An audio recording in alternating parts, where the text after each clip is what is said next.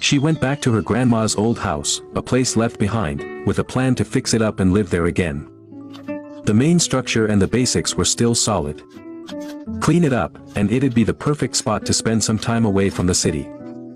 Tired of the 9-to-5 grind, she chose to return to her roots and transform this little country homestead. This was where her grandma lived her whole life. After she passed, the place just sat empty. So, while taking a break from city life, the woman decided to clean it out and move back in, hoping to reconnect with childhood memories. After clearing out most of the junk, she lit a bonfire and burned it all. Then, she headed to the hills behind the house to gather materials for the renovation. She hauled everything back, cut the wood to size, and started building a structure in front of the doorway.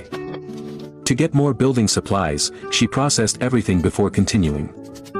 Looking at the frame, she was clearly planning to close off this open section, making it safer for her to live here alone. The old wall had collapsed from years of neglect, so sealing it up was key for shelter. After finishing that wall, she started on the entryway door, weaving bamboo strips into a solid panel. With that installed, she moved to the front area, rebuilding the old platform to expand the usable space. From this angle, the house isn't huge, but her upgrades will make it fully functional.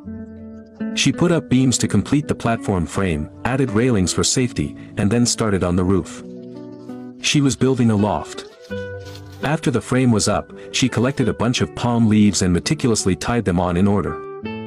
After a whole morning's work, the loft was complete. But by then, she was hungry and thirsty, so she headed to the market for food and some basic supplies. Back home, she didn't rest. She jumped right back into the renovation she planned to move in within days. The house is pretty remote in the mountains, with no neighbors around. After finishing the loft, she cleaned up the debris underneath, sorting what was usable from what wasn't. After that part of the remodel, she started clearing the weeds from the front yard. Her grandma used to grow fruits and vegetables here, but it had all gone wild.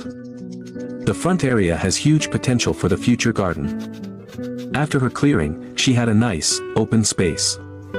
Then, she tackled the rest of the yard, where plenty of old junk was scattered around.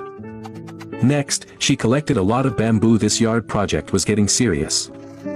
She cleaned and prepped all the bamboo first. Can you guess what she's making?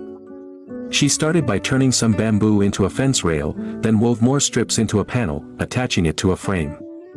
She carried it over to install on a small side room, the bathroom, where a proper door was essential. After that, she did a quick cleanup of the overgrown area behind the house for comfort and safety. The house was basically livable now, but she